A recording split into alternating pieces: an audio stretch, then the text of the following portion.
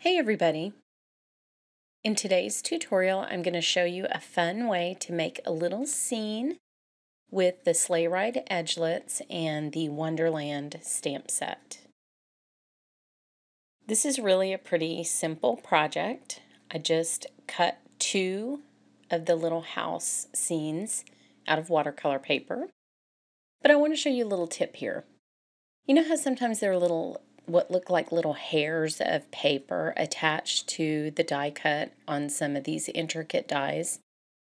Well, I want to get all those off since I'm watercoloring and the pigment will stick to those. And what I do is I either just take my piercing tool, or in this case the pokey thing for my picky-uppy tool. Those are all very technical terms. And I just hold it perpendicular to the edge of the cardstock. And if you just run around the edges and into the openings, those little things will free up and come right out of your die cut. You don't want to find out in Photoshop after you've already done the card that you have left some of those little hairs sticking on there.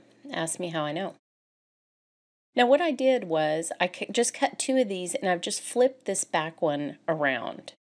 And it will have a slightly different texture just because of the way the paper goes into the die. But that's okay. It's in the background and you would expect it to look different from the houses in the foreground. So we're just not going to worry about that. Now what I wanted to do was give some color to this die cut. I've been having fun with it, just all in white or all in black. But I thought I could add some life to these houses by painting them. And I'm going to paint them all a different color. This little imaginary community is not a Stepford wife community. It's full of free Americans who can paint their houses any color they like. So each one is going to be different from its neighbor. And I make each house one color and the roof another color. On one of the roofs, I went back on the blue house that you'll see. I went back and added some dazzling details because it looks like, just the way that roof line is, it actually looks like there's snow on the roof line. Now every now and then I'll want to see where these things line up against each other as I'm coloring. So for example, in the back row, I don't want the same color house to be next to the same color house that's in the front row.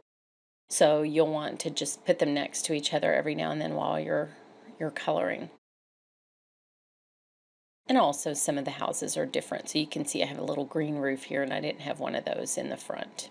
But there are only so many combinations you can have of a somewhat normal looking house, even though these aren't super realistic. Now just keep in mind as you're coloring these that you will want to make sure that there's enough contrast between the roof and the house. So it doesn't matter whether they're complementary colors or analogous colors. Just make sure that there looks like there's a tonal difference between the house and the roof. Now the other thing I'm doing is I'm going to do 2 levels of shadows underneath the houses where they would be sort of casting a shadow or reflection onto the snow. And I want to make sure I have enough room for the shadows in the back, so I'm just checking where those would be. But the first step of doing the shadows is to do them in gray, where I just am going to give myself kind of a base for a shadow on the snow. But then I'll come back with the color that each house is, and I'll add that into the shadow. Because you do see colors in shadows. And especially on snow, you're going to see a little bit of the color of the house seep into the shadow. And it makes it just a little bit more realistic. So here are the finished painted houses. I think they're just so cute. It makes such a fun scene. And here's what the finished card looks like. This is on basic gray cardstock, and then it's mounted onto baked brown sugar. I hope you've enjoyed this tutorial. Thanks so much for watching.